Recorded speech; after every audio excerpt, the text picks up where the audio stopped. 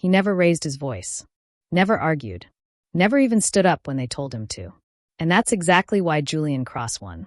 This is the story of a man who let prejudice reveal itself, and then quietly took everything back. There are places in this world where your name opens doors before you even arrive, where your family's history is worn like invisible armor, where belonging isn't questioned, it's inherited.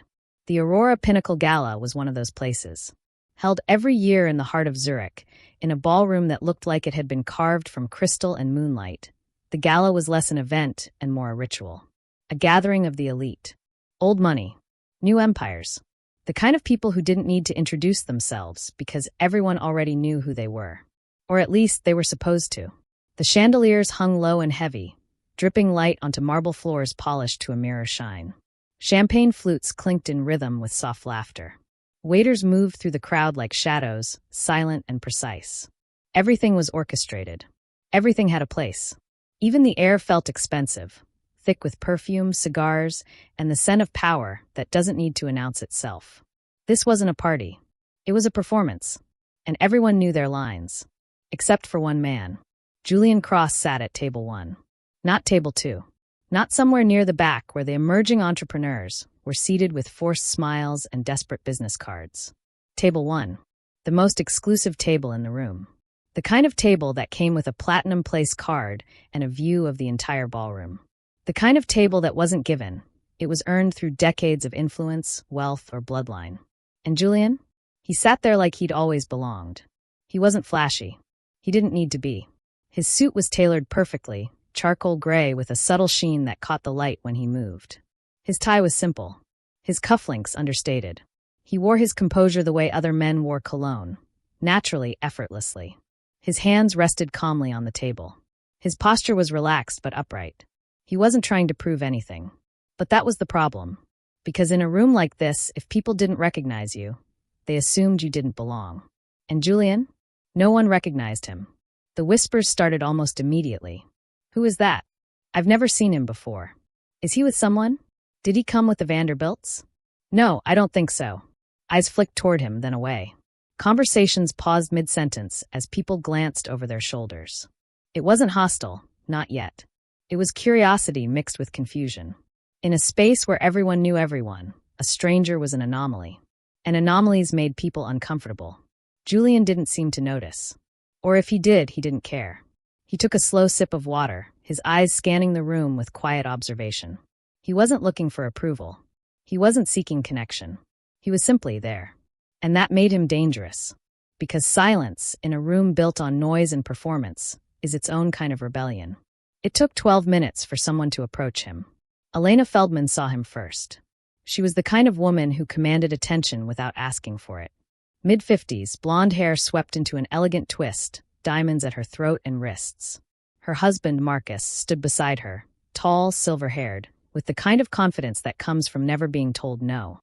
Together, they were a power couple in every sense of the word. Philanthropy, real estate, boards of directors. Galas like this one were their natural habitat. And when Elena saw Julian sitting alone at table 1, her perfectly shaped eyebrows lifted just slightly. She leaned toward Marcus, her voice low but sharp. Do you know him? Marcus followed her gaze. His eyes narrowed. No, neither do I. They exchanged a look. The kind of look that doesn't need words. The kind that says, this doesn't make sense. Elena's smile returned, but it had changed. It was thinner now. Sharper. Let's find out, she said. They crossed the ballroom together, weaving through clusters of conversation, their presence parting the crowd like water. People noticed. People always noticed the Feldmans. And when they stopped at table 1, standing directly in front of Julian, the nearest conversations went quiet. Julian looked up. Elena smiled down at him. It was the kind of smile that wasn't really a smile. It was a test. Good evening, she said, her voice bright and polite, but with an edge underneath. I don't believe we've met. Julian met her eyes. Calm. Steady. Good evening, he replied. That was all. No introduction. No explanation. Just acknowledgement. Elena's smile tightened. Marcus stepped forward slightly, his hands in his pockets, his posture casual but deliberate. Marcus Feldman, he said, extending a hand. Julian shook it. Firm, brief. Julian. Julian. Marcus repeated, waiting for the last name. When it didn't come, his smile faltered. "And you're here with?" "Myself." The answer hung in the air. Elena laughed, a soft, musical sound that didn't reach her eyes. "Well, that's lovely. But I think there may have been some confusion with the seating. This table is usually reserved for—" "I'm aware," Julian said quietly. His tone wasn't rude. It wasn't defensive. It was simply final. Elena blinked. Marcus's jaw tightened. "I'm sorry," Marcus said, his voice dropping lower. "But I think you misunderstand. This is table 1. It's reserved for—" "I know what it's reserved for." Julian's eyes didn't leave Marcus's face. There was no anger there. No frustration. Just a calm, unshakable certainty. Marcus's expression shifted. The politeness evaporated. "Then you'll understand," he said slowly, "that there's been a mistake." "There hasn't." Elena's hand went to her chest, her rings catching the light. "Darling, I think we should call someone." "I think we should," Marcus agreed. He didn't wait for a response. He turned, scanning the room, and caught the eye of a security officer standing near the entrance. A single gesture, sharp, commanding, and the officer started moving toward them.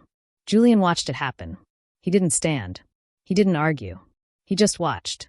Because he knew. He knew what was coming. The security officer arrived quickly, his earpiece visible, his expression neutral but alert.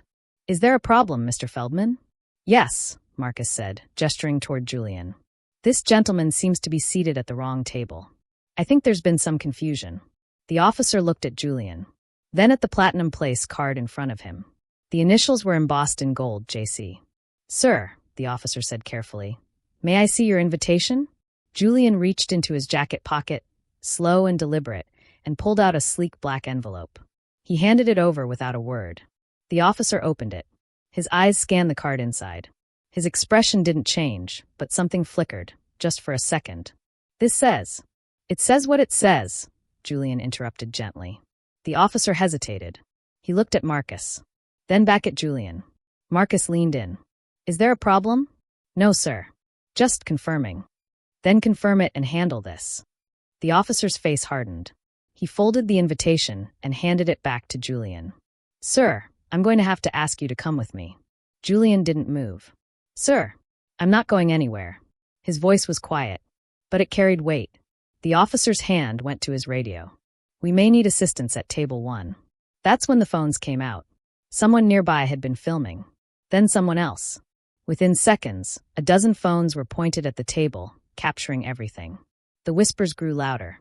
Laughter rippled through the crowd, not cruel exactly, but entertained. Amused. Elena stepped back, her hand over her mouth, but her eyes were bright with satisfaction. Marcus gestured again. "Remove him." 2 more officers arrived. They flanked Julian's chair. "Sir, please stand." Julian looked up at them. His face was calm. His hands were still on the table. "No," he said softly. One of the officers reached down and pulled the chair back, hard. Julian stood. Not because he wanted to, but because the choice had been taken from him. The crowd watched as he was led toward the exit, 1 officer on each arm. Cameras followed. Laughter followed. Someone made a joke. Someone else clapped. Julian walked in silence, his head high, his expression unreadable. And just before he reached the doors, every security radio in the room crackled to life. "Release Mr. Cross immediately." "Majority owner." "Repeat. Release Mr. Cross immediately." The officers froze. The music stopped. And the room, shattered. Silence can be louder than screaming.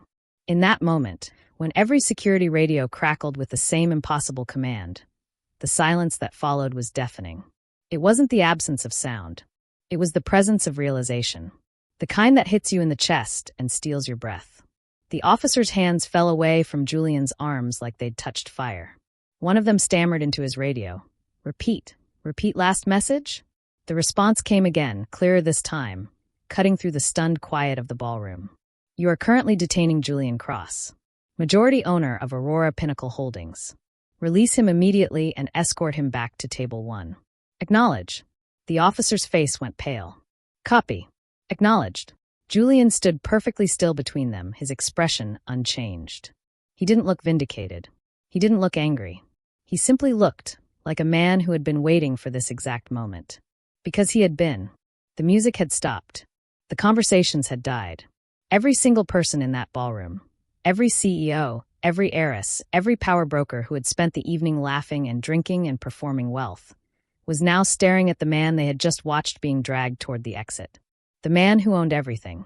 One of the officers cleared his throat, his voice barely above a whisper. "Mr. Cross, sir, we." Julian held up a hand. Not harsh. Just enough. "It's fine," he said quietly. But it wasn't fine. Everyone knew it wasn't fine. He turned slowly and began walking back toward table 1. Not hurried. Not triumphant. Just walking. The crowd parted for him this time. Not out of politeness, but out of shock. Out of fear. Out of the sudden, horrifying understanding that they had all just participated in something that couldn't be undone.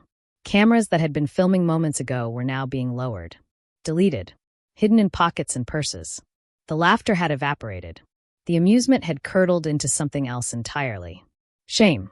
Julian reached table 1 and sat down in the same chair they had pulled out from under him.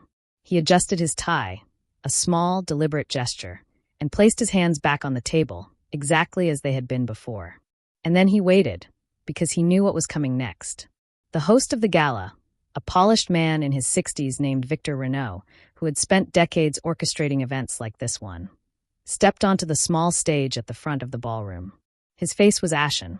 His hands gripped the edges of the podium like he was holding himself upright. He tapped the microphone. Once. Twice. The sound echoed through the room. "Ladies and gentlemen," Victor began, his voice shaking just slightly. I need to make an announcement." Every eye turned toward him, but the weight in the room was still on Julian. Victor swallowed hard. "It has come to my attention that there has been a grave misunderstanding this evening." Misunderstanding. The word felt obscene. The gentleman who was seated at table 1. Victor's voice cracked. He paused, composed himself, and continued. "That gentleman is Mr. Julian Cross. He is the majority owner of Aurora Pinnacle Holdings, the parent company of this event, this venue, and many of the organizations represented here tonight." The silence deepened. It wasn't just quiet anymore. It was suffocating. "Mr. Cross was invited here not as a guest," Victor continued, his eyes briefly meeting Julian's across the room, "but as the principal stakeholder in this company. He is set to assume full operational control at the end of this quarter." Someone in the crowd gasped. Someone else whispered, "Oh my God." Victor's hands trembled as he gripped the podium tighter.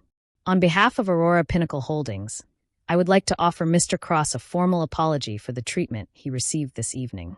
It was unacceptable. It was unconscionable. And it will be addressed." He paused, his jaw tightening. "Effective immediately, Marcus and Elena Feldman have been relieved of their positions on the Aurora Pinnacle Board of Directors. They are no longer welcome at this event." The gasp that followed wasn't quiet. It rippled through the room like a shockwave. Heads turned. Eyes searched. And there, near the back of the ballroom, stood Elena and Marcus Feldman. Frozen, their faces drained of color. Elena's hand was at her throat, clutching her diamonds like they might save her. Marcus's mouth opened, then closed. He looked like a man watching his entire world collapse in real time. 2 security officers approached them. "Mr. and Mrs. Feldman," one of them said quietly, "you need to come with us." Elena's voice came out sharp and brittle. "This is absurd. You can't."